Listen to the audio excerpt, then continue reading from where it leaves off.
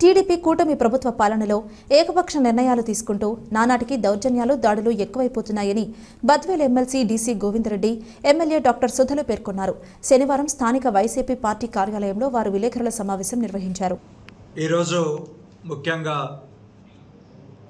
Media మిత్రులతో ఈ సమావేశం ఏర్పరచడానికి ముఖ్య కారణం, ఇప్పుడే మా గౌరవ శాసనసభ్యురాలు గారు అనేక విషయాలు ప్రస్తావించారు.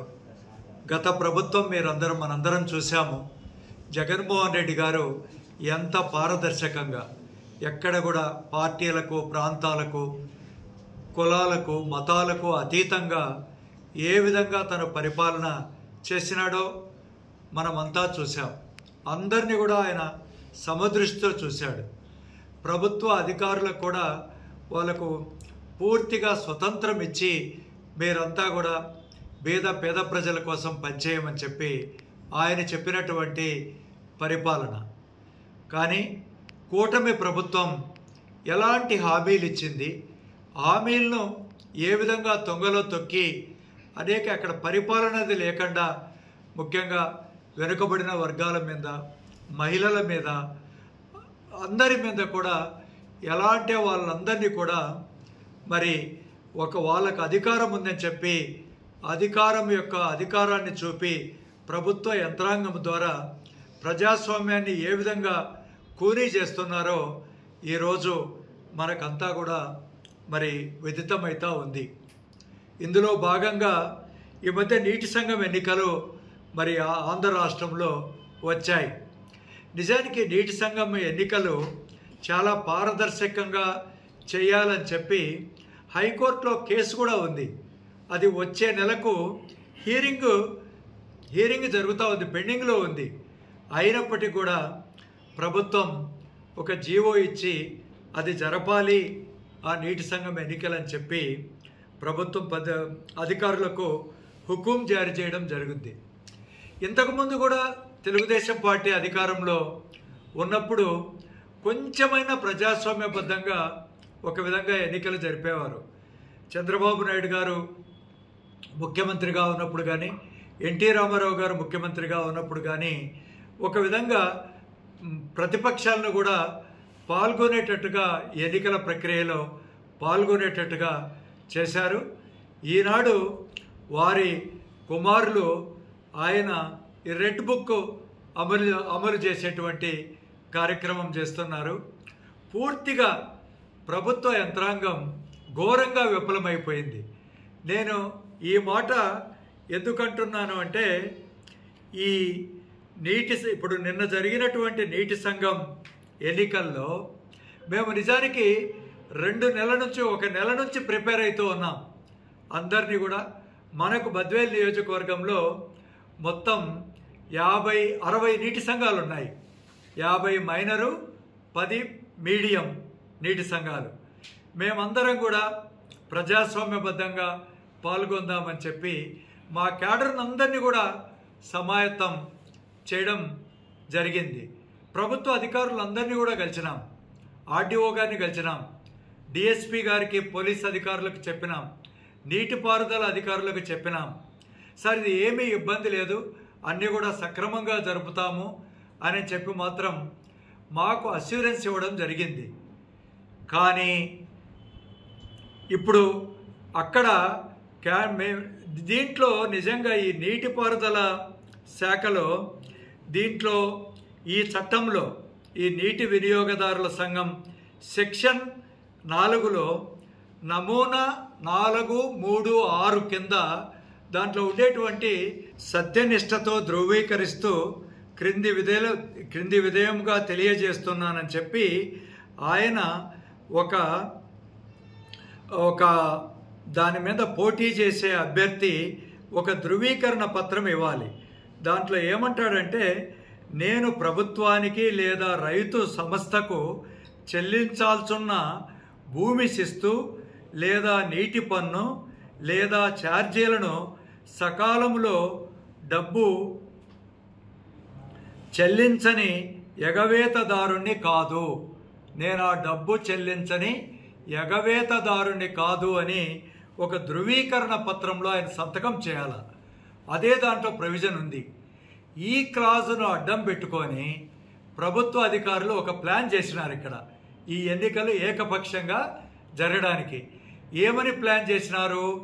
ముందు మీరు ఈ భూమి శిస్తు నీటి తీరువ ఆ పన్ను కట్టడానికి మీరు పన్ను కట్టాలి అని చెప్పారు. సరే అని చెప్పి ఇదంతా కూడా ఎక్కడ కట్టాలి అంటే తహసీల్దార్ గారు వాళ్ళ ఆఫీసులో కట్టొచ్చు అని చెప్పినారు. సరే, అక్కడికి వెళ్ళిన తర్వాత ఇక్కడ మా ఆఫీసులో కాదు, మీరు విఆర్ఓల దగ్గరికి వెళ్ళి అక్కడ మీరు ఈ పన్ను కట్టండి, మీరు ఎన్ఓసి తీసుకోవాలి అని చెప్పి మళ్ళా ఒక నిబంధన పెట్టినారు. ఎక్కడ కూడా క్లారిటీ లేదు. నిజానికి ఓన్లీ ఒక డిక్లరేషన్ ఇవ్వాలా. నేను ఎగవేతదారుని ఎప్పుడైతానో నాకు ఏదైనా నోటీస్ ఇచ్చి ఈ పన్నుకు, మనం ఇంటికి ఉంటాం ఎక్కడైనా, అక్కడ మన వాళ్ళు నోటీస్ ఇవ్వాలి ముందు మనకయ్యా నువ్వు ఇంత కట్టాలి అని. ఎక్కడా ఏమీ లేదు. అయినా ఆ క్లాజ్ పెట్టుకొని అయ్యా మేము డబ్బు కడతాము అంటే విఆర్ఓలు ఎక్కడ కనపడరు. అన్నా మేము వచ్చేస్తామని చెప్పడం, అన్న భోజనానికి పోయేస్తాం, మళ్ళా అసలు సహకరించకుండా వాళ్ళు ఎక్కడ లేకుండా వెళ్ళిపోయారు. మా వాళ్ళకు మామూలుగా అందుబాటులో లేకుండా వెళ్ళిపోయినటువంటి ఒక పరిస్థితి. దీంట్లో మేము మళ్ళీ పోలీస్ అధికారులను చాలా గట్టిగా అడిగితే పోలీస్ అధికారులు 1, 2 చోట్ల 3 చోట్లైనా కూడా ఇవ్వండి అని చెప్పి వాళ్ళ యొక్క అంటే రెవెన్యూ డిపార్ట్మెంట్ ఎంత నిర్వీర్యం అయిపోయిందంటే, నేను ఆర్డీఓ గారిని కూడా ఇంతకు ముందే అడిగినాను, అది ఏమి లేదంటారు. కానీ వాళ్ళందరికీ ఇన్స్ట్రక్షన్స్ ఏంటంటే మీరు సార్ మాకు తహసీల్దార్ చెప్పాలి, ఆర్డీఓ గారు చెప్పాలి అంటారు. సో ఈ విధంగా ఒరిగేది ఏముంది అంటాను నేను. మనం ఎన్నికల్లో ప్రజలు ఓటేసి మనం గెలిపించుకుంటే దానికి ఒక గౌరవం ఉంటుంది ప్రజాస్వామ్యంగా. మరి అలాంటిది కాకుండా ఈనాడు ప్రభుత్వ అధికారులను బెదిరించి ఏకపక్షంగా ఈనాడు ఈ ఎన్నికల్లో వాళ్ళందరూ కూడా మొత్తం 60కి 60 కూడా డిక్లేర్ చేయించుకునేటువంటి పద్ధతి. గారి దగ్గరికి పోయి డిఐజీ గారే ఒక పెద్ద అధికారి, ఆయన ఒక ఐపీఎస్ అధికారి, ఒక ఐఏఎస్ ఐపీఎస్ అధికారులే ఆ విధంగా మాట్లాడి ఆయన ఏరా నువ్వు ఏ కులం ఓడివి, నువ్వు ఈ కులంలో అసలు నువ్వు వైఎస్ఆర్సీపీకి నువ్వు పనిచేస్తావా, అసలు నీ సామాజిక వర్గం ఏంది, నువ్వు ఈ దీంట్లో ఉంటావా అని చెప్పి ఆయన్ను ఒక డిఐజీ అధికారి మాట్లాడితే ఇంకా ఎవరికి ఇంకా మామూలు ప్రజలకు ఏముంటుంది. ఆయన మీద మరి కేసు ఇక్కడ పెట్టి ఆయన నీకు కారు ఎక్కడుంది, ఆయన ఏదో ఒక కేసులో ఇరికియాల. చందనం కేసులోనో ఇంకొక దాంట్లోనో, ఎర్రచందనం కేసులోనో ఇంకొక దాంట్లోనో ఇరికియడానికి ఆయన్ను బాగా మరి హెరాస్ చేశారు, కొట్టారు. కొడితే మళ్ళీ బెయిల్ మీద ఆయన వచ్చేటువంటి పరిస్థితి. అంటే ఒక ప్రముఖమైనటువంటి నాయకులకే దిక్కులేనటువంటి పరిస్థితి ఈనాడు దాపురించింది.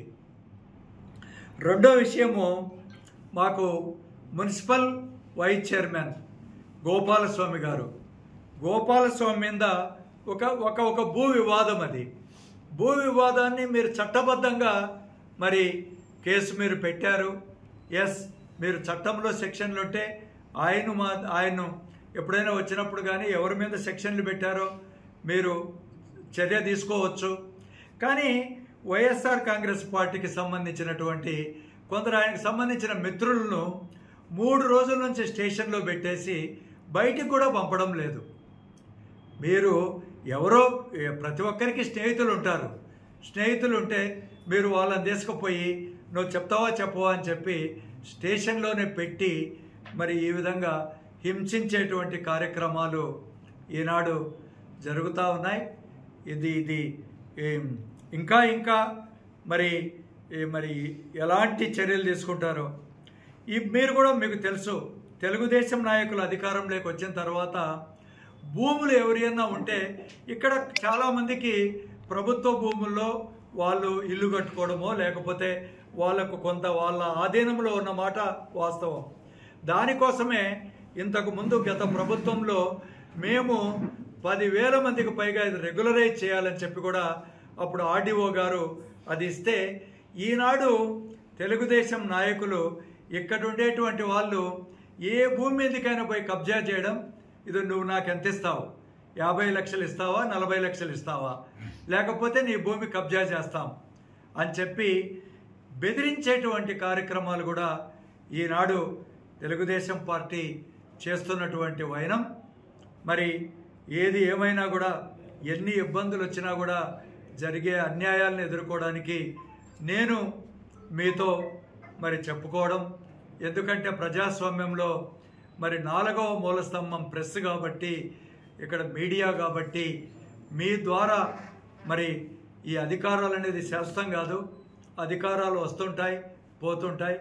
మనం ఎంత నిజాయితీగా పరిపాలించాం, ప్రజల మన్ననలు మనం చూరగొన్నామా లేదా అనేటువంటిది పూర్తిగా లోపించింది. మైట్ ఈజ్ రైట్ అనేటువంటి పద్ధతిలో ఈనాడు పోతున్నారు. మాకు అధికారం ఉంది, మేము ఏమైనా చేస్తాం. అధికారం ప్రజాస్వామ్యబద్ధంగా వాళ్ళకు వచ్చిందా, వాళ్ళకి ఏమైనా వాళ్ళు ఇక్కడ ఉన్నటువంటి తెలుగుదేశం నాయకులు ఏ ప్రజాస్వామ్యబద్ధంగా మరి ఒక జడ్పీటీసీ, ఒక ఎంపీపీ, ఒక సర్పంచి, ఒక ఎమ్మెల్యే, ఒక ఎంపీ ఏమీ లేదు. మాకు రాష్ట్రంలో అధికారం ఉంది, చంద్రబాబు నాయుడు గారు ముఖ్యమంత్రి కాబట్టి అంతా కూడా మేము జరిపినట్టే జరపాలని ప్రభుత్వ అధికారులను నిజానికి అంతకుముందు తహసీల్దారులు కానీ, సర్కిల్ ఇన్స్పెక్టర్లు కానీ, పోలీస్ యంత్రాంగం కూడా ఒక విధంగా ముందు వస్తే వాళ్ళందరినీ ట్రాన్స్ఫర్ చేయించారు.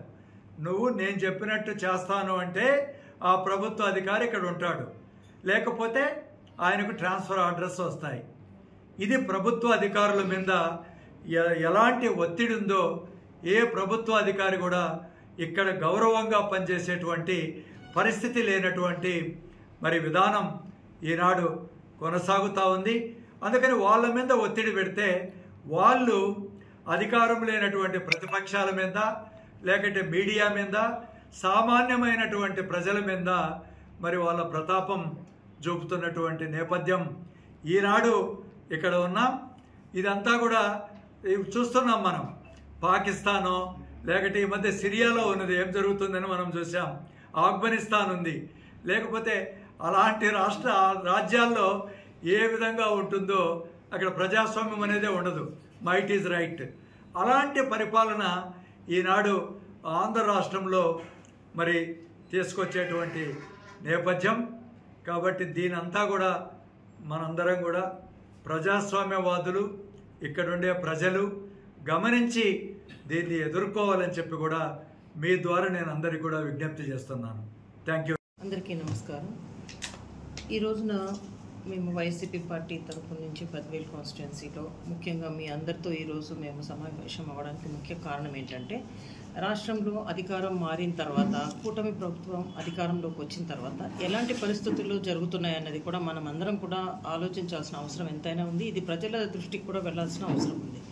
ముఖ్యంగా మనం గమనిస్తే 2019 నుంచి 24 వరకు అధికారంలో ఉన్న మన జగన్మోహన్ రెడ్డి సార్, ఆయన పరిపాలనలో ఉన్న ఒక మోస్ట్ ఇంపార్టెంట్ ఏంటంటే ట్రాన్స్పరెంట్ గవర్నెన్స్ అన్నది ఆయన ఎలా తీసుకొచ్చారనేది మనం ఇంపార్టెంట్గా మనం మాట్లాడుకోవాలి. ఎందుకంటే ఆ రోజున ఏ పార్టీకి మీరు ఓటేశారు అన్నది ఎప్పుడూ జగన్ సార్ దాన్ని పరిగణలోకి తీసుకోలేదు.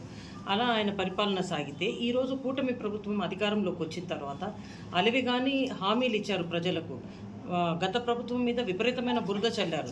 సరే అధికారంలోకి వచ్చారు, అధికారంలోకి వచ్చిన తర్వాత వారి పరిపాలనలో ఏం జరుగుతుందన్నది కూడా మనం గమనించాం. మహిళల పైన జరిగిన దాడులన్నీ ఇంతకుముందు మనం వాటి గురించి కూడా మాట్లాడుకున్నాం. అయితే ఈ రోజున ముఖ్యంగా గమనించాల్సింది ఏంటంటే, ఈ నీటి సంఘాల ఎలక్షన్స్కి నోటిఫికేషన్ వచ్చింది. అయితే ఎక్కడ చూసినా కూడా అధికారులను భయభ్రాంతులకు గురి చేసి ఎక్కడే కానీ అధికారులు కనీసం ఓటర్ లిస్ట్ ఇవ్వడానికి కూడా హెసిటేట్ చేస్తున్నారు. ఇది ఏ విధంగా ఇది ప్రజాస్వామ్యబద్ధంగా వీళ్ళు ఎన్నికలు నిర్వహిస్తున్నారు అనేది మేమందరం కూడా ప్రశ్నిస్తున్నాం. సరే, ప్రశ్నించడానికి వెళ్ళారు. ఇప్పుడు మీడియా ప్రతినిధులు ఉన్నారు. నిన్న వేములలో జరిగిన ఇన్సిడెంట్ మనం చూస్తే ఓటర్ లిస్టు కూడా ఇచ్చేదానికి అధికారులు హెసిటేట్ చేస్తున్నారు. దాన్ని కవర్ చేసేదానికి వెళ్ళిన మీడియా ప్రతినిధుల పైన దాడి చేయటము, సరే దాడి జరిగింది ఏంటి అని ప్రశ్నించడానికి వెళ్ళిన ఎంపీ గారిని అరెస్ట్ చేయటం, ఇవన్నీ అసలు ప్రజాస్వామ్యబద్ధంగా జరుగుతుందా? ఇవి కూడా ప్రజలు కానీ మీడియా మిత్రులు కానీ అందరూ కూడా ఇవి తీసుకెళ్లాల్సిన అవసరం, ప్రజల దృష్టికి తీసుకెళ్లాల్సిన అవసరం ఉంది. ఈరోజు బద్వేల్ కాన్స్టిట్యున్సీలో చూస్తే ఎక్కడే కానీ ఓటర్ లిస్ట్ కూడా మా ప్రతినిధులకు ఒకటి ఇస్తున్నారు, దాన్ని మళ్ళీ మార్చేసి కలెక్టర్ గారికి సబ్మిట్ చేసిన లిస్ట్ వేరు, ఆ సబ్మిట్ చేసిన లిస్ట్ కూడా ఇవ్వటం లేదు మాకు. తర్వాత ఎక్కడే కానీ వాటర్ ట్యాక్స్ కట్టించుకోవడానికి ఆ విఆర్ఓలు వాళ్ళ టైంకి ఉండటం లేదు. ఎన్ఓసి అన్నది వాళ్ళు అసలు ఆ ఎన్ఓసి దాంట్లో అసలు గజెట్లో లేదంటున్నారు, అది ఇవ్వటానికి కూడా హెసిటేట్ చేస్తున్నారు. సో ఇవన్నీ కూడా ప్రజాస్వామ్యబద్ధంగా జరగటం లేదు కాబట్టి మా అధినాయకులు కూడా బాయ్కాట్ చేయమని పిలుపునిచ్చారు. అయితే ఇది ఎంతవరకు ఇలా చేయటం అన్నది వీళ్ళు సమంజసం, ఎందుకంటే అధికారులకు కూడా అధికారం అన్నది ఈరోజు కూటమి ప్రభుత్వమే శాశ్వతంగా ఉండబోదు. అధికారులు కూడా ఈ విషయం గమనించుకోవాలా. ఈవెన్ పోలీస్ యంత్రాంగం అందరూ కూడా వాళ్ళ అధికార పార్టీకి కొమ్ము కాయటం కూడా మేమందరం కూడా తీవ్రంగా ఖండిస్తున్నాము. ఎందుకంటే అధికారం ఎప్పుడు శాశ్వతం కాదు, అందరం కూడా ప్రజల కోసం పనిచేయాలని వచ్చాము. మనం డెమోక్రటిక్ పద్ధతిలో ఎన్నికలు అనేది నిర్వహించుకోవాలి. కాబట్టి దీని దిశగా కూడా ఖచ్చితంగా కూడా మార్పు రావాలి అని మేము కోరుకుంటున్నాము. ప్రజలందరూ కూడా ఇలా జరుగుతున్న ఈ అరాచకాన్ని కూడా ప్రజలు గమనించాలని కూడా మేము కోరుకుంటున్నాం. మరి ముఖ్యంగా సాక్షి ప్రతినిధులు ఎవరికైతే వారి మీద దాడి ఇదంతా జరిగిందో దాన్ని కూడా మేమందరం కూడా బద్వేల్ కాన్స్టిట్యున్సీలో నాయకులందరం కూడా వైసీపీ పార్టీ తరఫున తీవ్రంగా